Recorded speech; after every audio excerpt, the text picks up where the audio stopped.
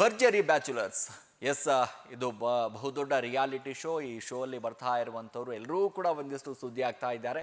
ಈಗ ಸಾಕಷ್ಟು ಸುದ್ದಿ ಆಗ್ತಾ ಇರುವಂಥದ್ದು ಗಾಯಕ ಸುನಿಲ್ ಮತ್ತು ಅಮಿಟ್ರಾ.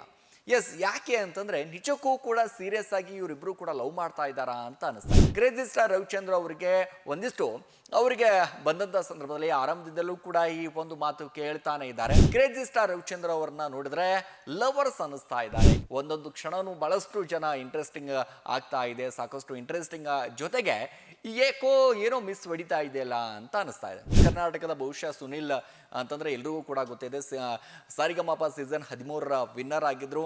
ಯಾಕಂದ್ರೆ ಅವಾಗಿನ ಸುನಿಲ್ಗೂ ಈಗಿನ ಸುನಿಲ್ಗೂ ತುಂಬಾ ವ್ಯತ್ಯಾಸ ಇದೆ. ಆದಂತ ಒಂದಿಷ್ಟು ಬ್ರ್ಯಾಂಡ್ ಅನ್ನ ಕಟ್ಕೊಂಡಿದ್ದಾರೆ, ಒಳ್ಳೆ ಒಳ್ಳೆ ಸಿನಿಮಾಗಳಲ್ಲಿ ಹಾಡುಗಳನ್ನ ಹಾಡಿದ್ದಾರೆ, ಅದ್ಭುತವಾದಂತ ಗಾಯಕ ಅಂತ ಗೊತ್ತೇ ಇದೆ. ಯಾಕಂದ್ರೆ ಜನ್ಯ ಅವರ ಕೈಯಲ್ಲಿ ಸಿಕ್ಕಂತ ಸಂದರ್ಭದಲ್ಲಿ ಅವರ ಗುರುಗಳಾಗಿ ಸಾಕಷ್ಟು ಮಿಂಚುತ್ತಾರೆ. ಸುನಿಲ್ ಒಂದಿಷ್ಟು ಸುದ್ದಿಯಲ್ಲಿದ್ದಾರೆ. ಸುದ್ದಿಯ ಜೊತೆಗೆ ಒಂದಿಷ್ಟು ಇಂಟ್ರೆಸ್ಟಿಂಗ್ ಲವ್ ಸ್ಟೋರಿ ಹೊರಗಡೆ ಬರ್ತಾ ಇದೆ.